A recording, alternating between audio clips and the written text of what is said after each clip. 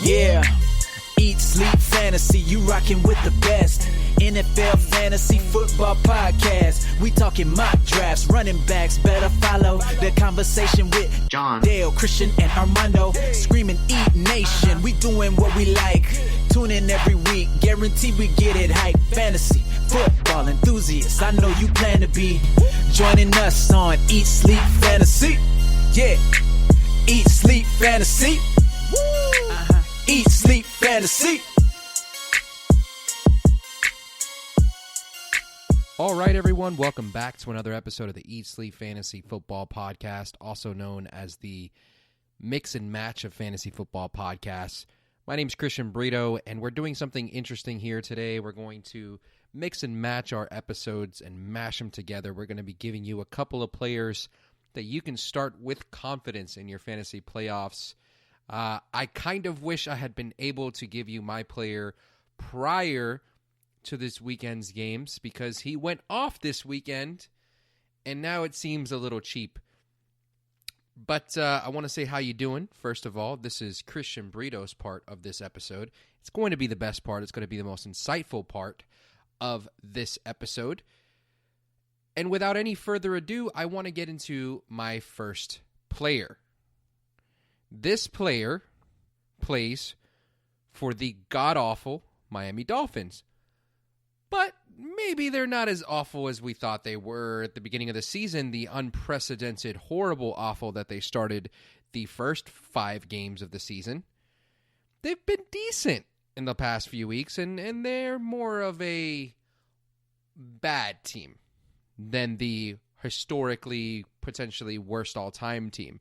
So I want to talk a little bit about my Dolphins and a player that you can start with confidence for the rest of the fantasy season, and that is Devante Parker.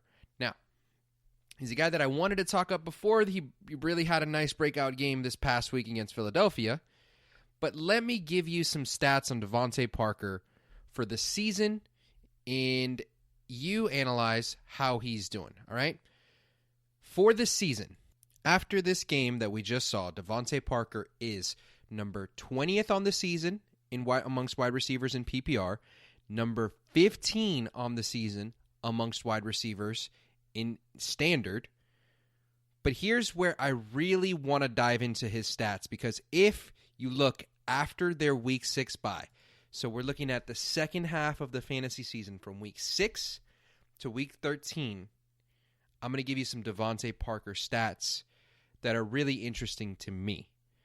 In standard scoring, he is the second highest scoring fantasy wide receiver from week 6 to 13, only behind Kenny Golladay. Devante Parker, 11.9 standard points per game. If we shift that over to PPR, he's number 4 in fantasy scoring with 138.3 PPR points from week 6 to week 13, averaging 17.3 points per game over that span. Something has switched a little bit in that Miami offense. They're airing a little bit more. They're kind of actually matching up. And let me give you, they obviously just played Philadelphia in week 13, and that's great. But listen to the rest of their schedule, weeks 14, 15, and 16. They play the New York Jets, the New York Giants, and the Cincinnati Bengals. Those are their final 3 games, and obviously we saw the porous Philadelphia Eagles defense get fucking torn apart by Parker, and for some reason, he's finally emerging as the talent that we kind of hoped he was. He's nothing special, but this offense does seem like they want to throw the ball. The other thing that I want to point out about Parker is that he's just not giving you any duds. There's no duds. He's scoring pretty frequently. His yardage has been up there since the week 5 bye, and even before that, he has not really given you a dud. So here's a nice little stat that I'd like to give you again to kind of chime on how consistent Devante Parker has been. He has had at least 50 receiving yards or a touchdown in every game this season, and he's really only dropped below 50 receiving yards once this season. And so you're talking about the model of consistency. If you can catch a few balls and get at least 50 yards, I'm not getting a dud, right? And then you look at the past 3 weeks, 135 yards, 91 yards, 159 yards, couple of scores this past week. Realistically, you're not going to get a dud from him. And you saw what the upside is when you play as a bad defense, and you've got Jets, Giants, and Cincinnati coming up in these next few weeks. Devante Parker, I much maligned his career at the beginning, but it seems like maybe with Ryan Fitzpatrick, he's kind of honed in on him, and this is a guy that can potentially win you your league, and he's been sitting on people's benches for the last few weeks. Armando gave me some credit for once this week, and he was like, hey, man, you actually played Devante Parker over some other guys that you had on your bench this week, for example, like Alshon Jeffrey.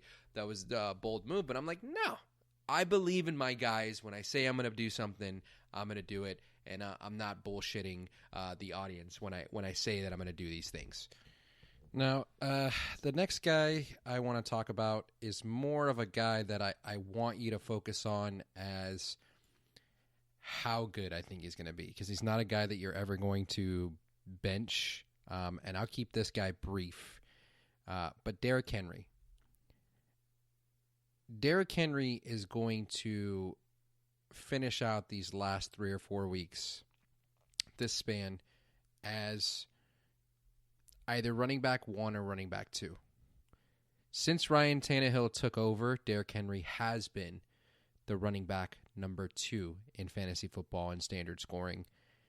And that's not going to go away. I've said this before, much to the chagrin of Dale, but I think everybody will agree with me now.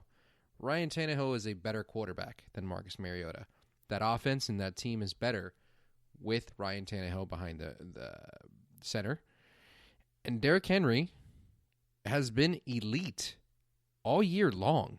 All year long. He's been consistent. He's gotten at least 15 carries in all but one game this year. And in that game, he had 3 catches, so he's still topped 15 touches. So we're talking about a guy whose floor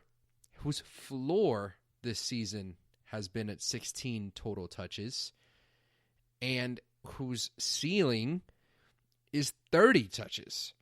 And last 3 weeks, 188 yards, 159 yards, 149 yards rushing.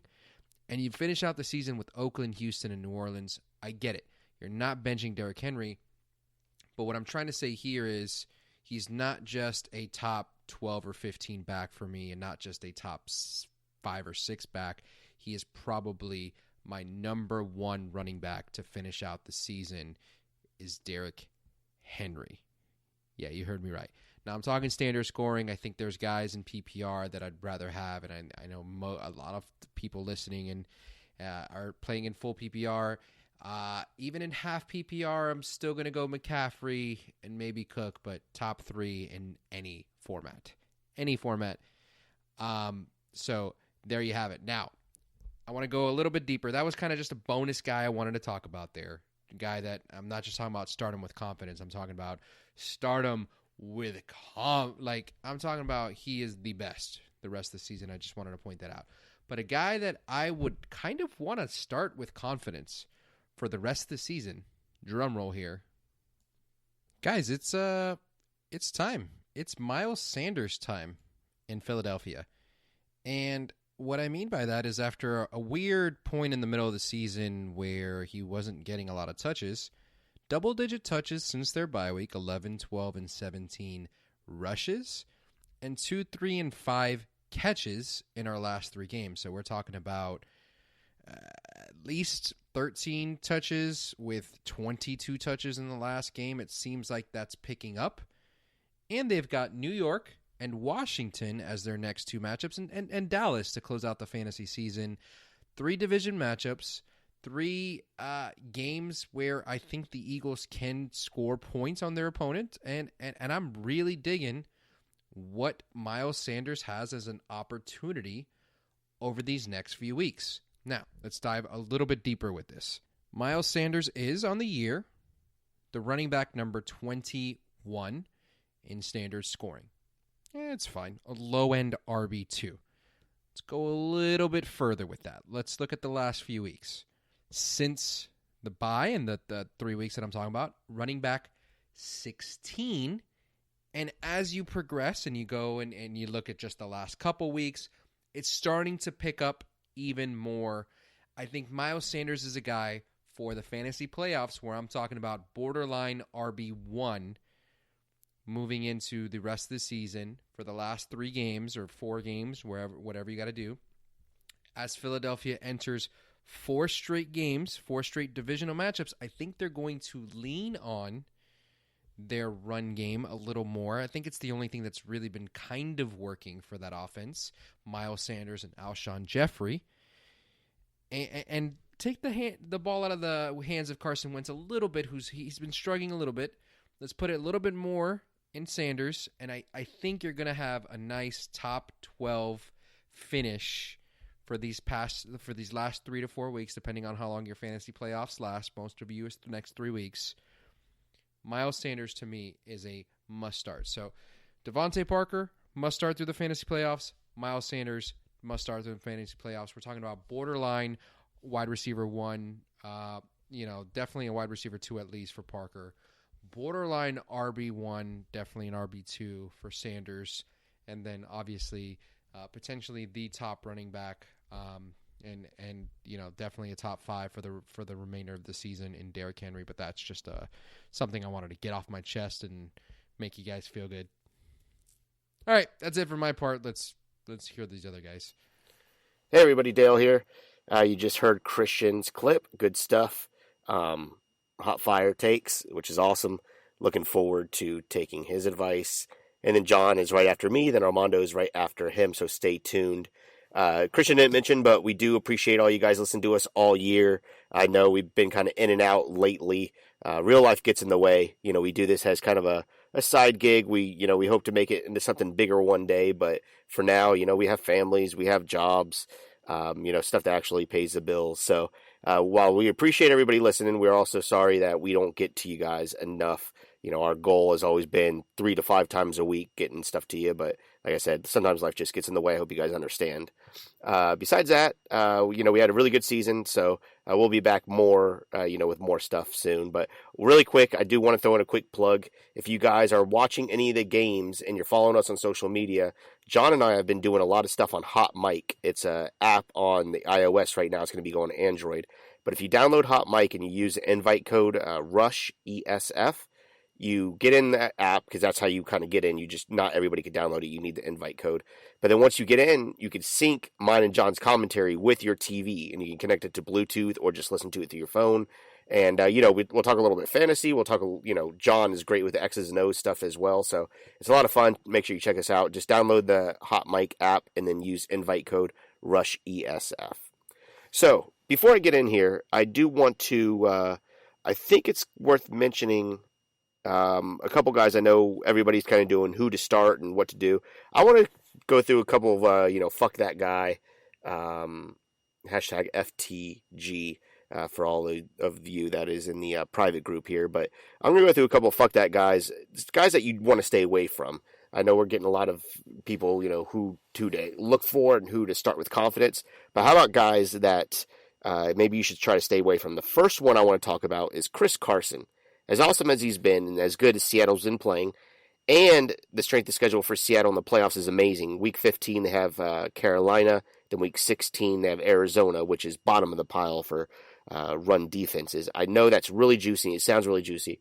But what we saw from Rashad Penny last game was almost a 50-50 split in snaps and in carries and in yards.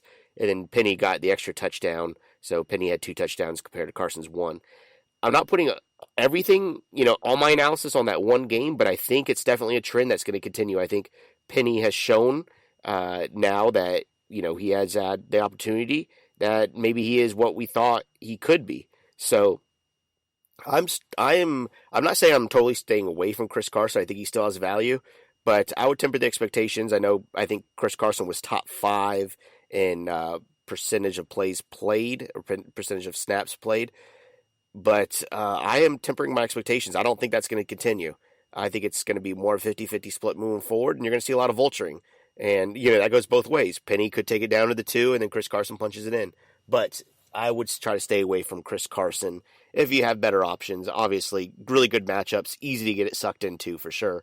But, we also seen, in good matchups, Russell Wilson throw for 5 touchdowns too. So that doesn't necessarily mean just because it's an awesome matchup that Chris Carson's going to get, a handful of touchdowns. So I'm just saying there, temper your expectations on Chris Carson. He's really good. I'm not saying he's not, but he's looking more of a split. He's not going to be that bell cow that he was or that he has been this season.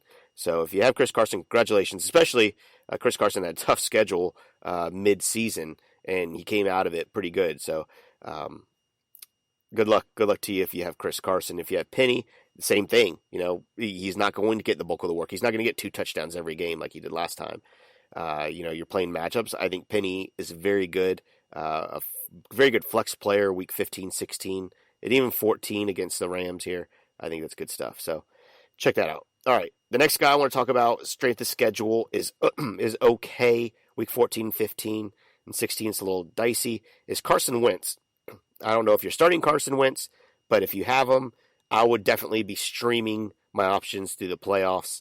I know, other people say, hey, just start your studs, don't get cute in the playoffs, and I say that a lot. But Chris Carson is doomed pretty soon. He had a, okay, mediocre season so far, but he threw 45 passes for 256 yards against Miami. So I'm not putting too much stock into Carson Wentz. Oh, I went from Chris Carson to Carson Wentz. That's pretty good. And that was not intended, folks. I should have made it more of a thing, but I didn't plan ahead, so that's what you get. Anyways, Chris Carson does have a tough matchup. Super Bowl week 16 against the Dallas Cowboys. Week 14, he has the Giants. Week 15, he has the Washington Redskins. I expect both 14 and 15 to be run heavy, using Miles Sanders a lot. I think one of these guys, Christian or John or Armando, talked about Miles Sanders. I think it was Christian, actually, that you just heard. But, I'm expecting big games from them, and Chris Carson just to be a game manager more than throwing up touchdowns and a ton of yardage. So if you have Chris Carson, Jesus Christ, if you have Carson Wentz, I would definitely try to think about streaming. You're going to hear Armando in a little bit talk about a really good quarterback that you could easily stream or pick up if he's still available. So there you go. That is my quarterback. And the other quarterback I want to mention, I've had this guy rostered in 2 leagues, and I have not started him on the right game, and that's Jacoby Brissett. He's really good when he's good, and he kind of stinks when he stinks. So, he has up and down matchups throughout the year. Obviously, he had, some good games, some bad games, and I just could not figure out how to start him. Every time I benched him, he went off, and then I put him back in, and then he put up a dud. But week 15 and 16 for Jacoby Brissett is really tough. So, again, look for some streaming options there.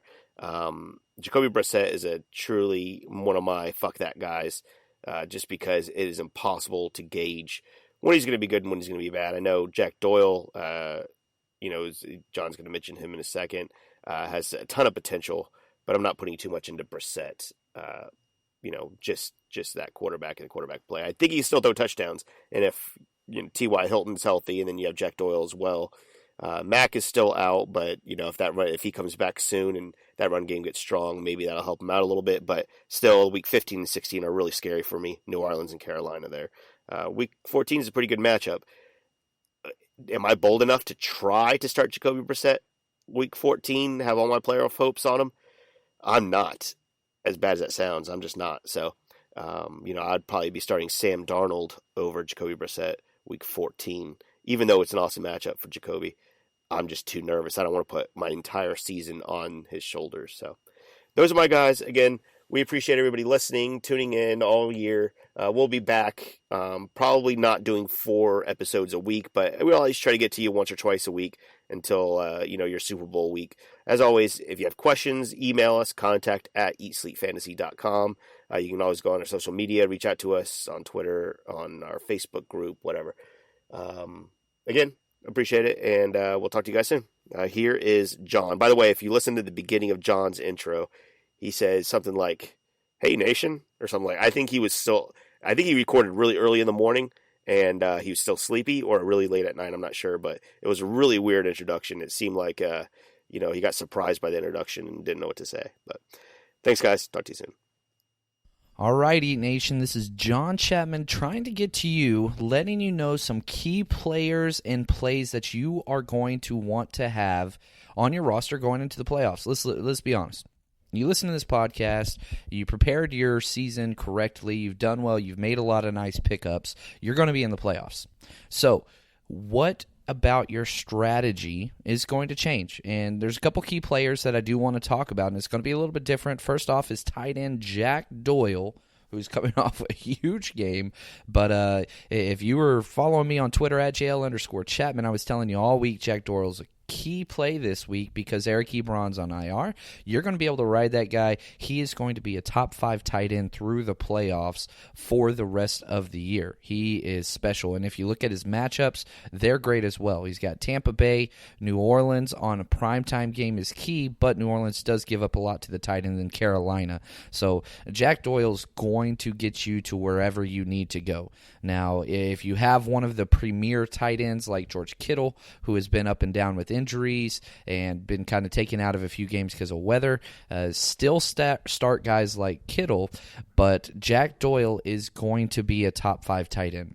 Now, here's what I want to focus on, and this is what to do with your roster once you are in the playoffs, and this, especially if you have a bye week.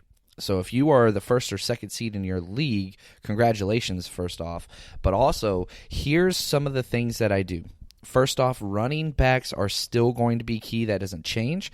But third down running backs are much less valuable. So, for example, if you are in a league and you have lots of guys that are kind of just backup running backs like Dion Lewis, something along those lines, their value is almost gone at this point because you know what your team is. The guys that's like, well, if things go horribly wrong, I can start him, injuries. Those guys you don't need anymore. What you need are high upside handcuffs. We saw last night in Monday Night Football, when Dalvin Cook went down, Mattinson came in and made huge things. So if Mattinson's available in your league, he should be the number 1 pickup this week. Those are the type of guys that you want on your team, that if a premier starter goes down, this guy can step in and he can be a league winner. So those are the kind of guys that you're trying to target in the running back position. Now, the wide receiver position is totally different. You don't need that many wide receivers anymore.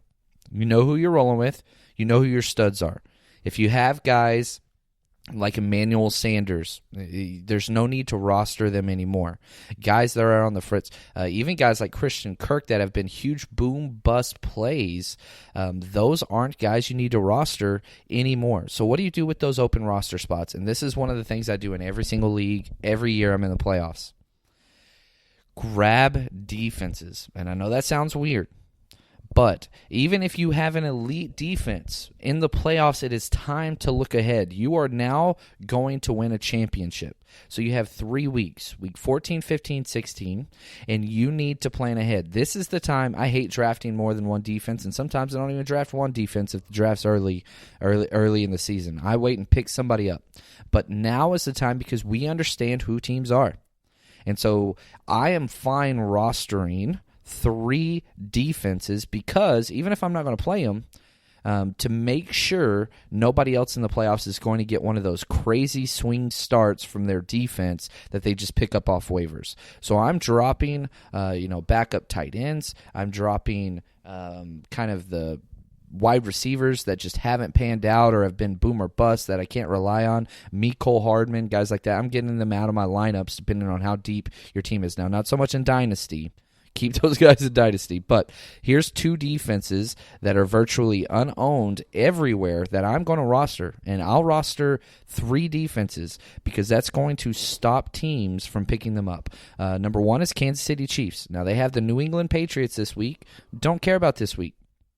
But their weeks 15 and 16 matchups are against Denver and Chicago. Those are key matchups. One, you have Drew Lock, who's going to be on his second start of an NFL start, early kickoff against the Chiefs. Bad things can happen there. You do not want your opponent starting the Kansas City Chiefs against you, and Drew Lock turns out to be who we thought he was, and he throws three interceptions. So, and then obviously the Kansas City Chiefs, we don't need to talk much more about that. They cannot do anything on offense. So, Kansas City Chiefs is one of those teams that I want rostered, even if I don't plan on starting them. That's fine. You don't want to start them, that's cool. Next up is the Indianapolis Colts. I want to get the Colts on my team. Their defense has been great and very, very consistent outside of injuries, but that is somebody that I want to keep. They have Tampa Bay this week. New Orleans, I don't want to start them, and then Carolina. Again, we have seen Kyle Allen have the game where he throws 4+ interceptions. I don't want that happening against me in the championship round. It's a good matchup. So that's just one of those. The Colts are a team, I would start them this week versus Tampa Bay. So there's going to be teams that put in waiver claims for them. But after that, I just roster them. The only chance you have of starting them is this week against Tampa Bay. And the third defense that I'm saying to pick up is the New York Jets. Yes, you heard me correct. They have been awful, but it doesn't matter. Why? Because guess what? They have the Miami Dolphins. Now, the Dolphins threw up, a 30+ burger on the Philadelphia Eagles, but the Jets' defense has actually played very, very well. And so you've got a Week 14 matchup. They have the Ravens on a short week. Week 14, you're not playing them, obviously, there, but you want to keep them because, again, they have Pittsburgh in the championship round going against Delvin Hodges or Mason Rudolph, depending on who they're going to start. That offense for the Pittsburgh Steelers has just been completely inept. So just a little kind of quick way to make sure, even if you're not going to play them, let's say you have the Patriots or the 49ers defense. Yeah, you're starting those guys week in and week out. They got you there. But these three defenses, I'm going to roster in almost every single league, just making sure that whoever plays against me, they're not going to steal a great defensive matchup, and that's not going to be the reason why I lose in the playoffs. So hopefully this works out for you. If you have any questions, reach out at JL_Chapman, and good luck in your playoffs.